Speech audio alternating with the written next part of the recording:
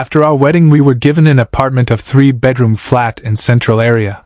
Her father furnished the house with everything with a special attention to her room. The second room was mine while the third was arranged as a guest room.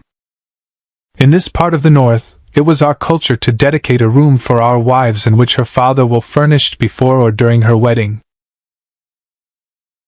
It wasn't a big deal seeing Jocelyn's room adorned with costly and beautiful housewares. Even though we were married, I couldn't go to her room or initiate any conjugal intimacy. All the time we dated we never had sex, not even a kiss. I was a Christian so I didn't bother asking her for sex in the days of courtship. We never had time to sit and talk about our marriage. The 3 weeks of her leave elapsed, and we had no single time of intimacy.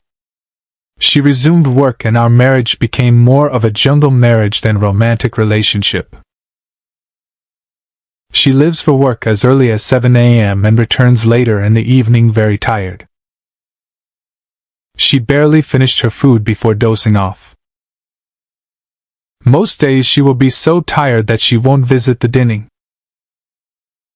I do all the house chores including cooking and washing her clothes. I was married but lonely. Saturdays are her work-free days, but she has a small boutique and was where she visits to supervise her sales representatives. Most Sundays, Jocelyn doesn't go to church, she uses Sunday to rest. For weeks after our wedding we had not had sex because there wasn't any ground for it. On my part it was difficult for me to initiate it because Jocelyn was not different from the bossy lady I used to run errands for while in the university. My marriage was a web of wealth. I began to contact my friends for advice. The first person I called was Evans.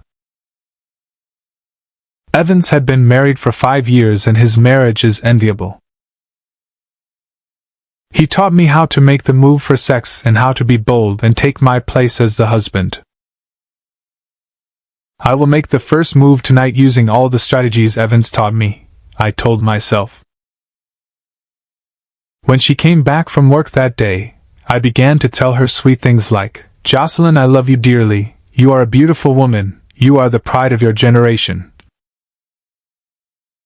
An epitome of dignity and royalty, etc." These I had rehearsed all day awaiting my wife as I was taught by my friend Evans.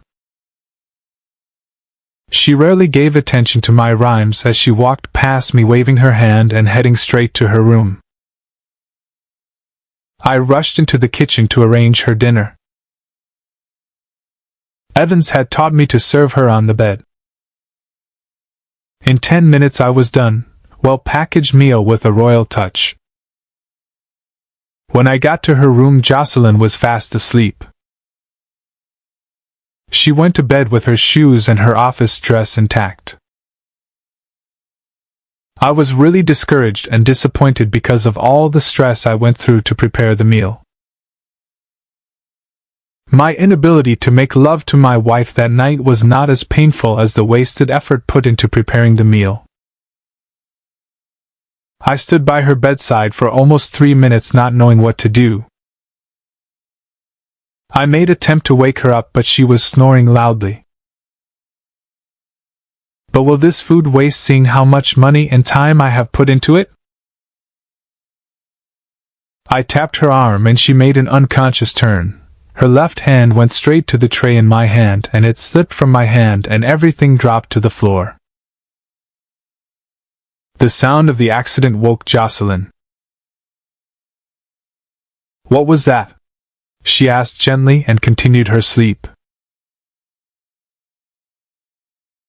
For about 20 minutes I was cleaning up the mess. I gave up on my plan that night and went to bed very sad. I called Evans to update him on what happened, and he laughed me to scorn. "Why are you laughing at me, Evans?" I asked him angry. He advised me to repeat same process the following day. I was sorry for myself. 1-month-old marriage without intimacy. Nothing seemed to bother Jocelyn, as everything seemed normal to her. How can a woman be married for 1 month without coming close to her husband, even if not for the pleasure, at least for the sake of raising children? I encouraged myself and decided I will try again the following day. I was preparing her another delicacy for dinner when she called me to inform me her sister would be visiting us. "Please include her for dinner tonight," she said. Kaduna arrived in Abuja at about 5:60 p.m. around the time Jocelyn normally comes back home.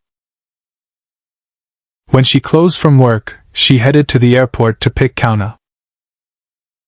Kaduna was to spend 2 weeks with us for her vacation. When they came back, I served them dinner and they ate and talked till midnight. Then I began to wonder why Jocelyn was always coming back home looking so tired every day. The presence of her sister changed everything in the house. Jocelyn now comes early every day. She eats dinner with her sister regularly without giving me any attention. With Kaduna in the house, my mission was put on hold for another 2 weeks.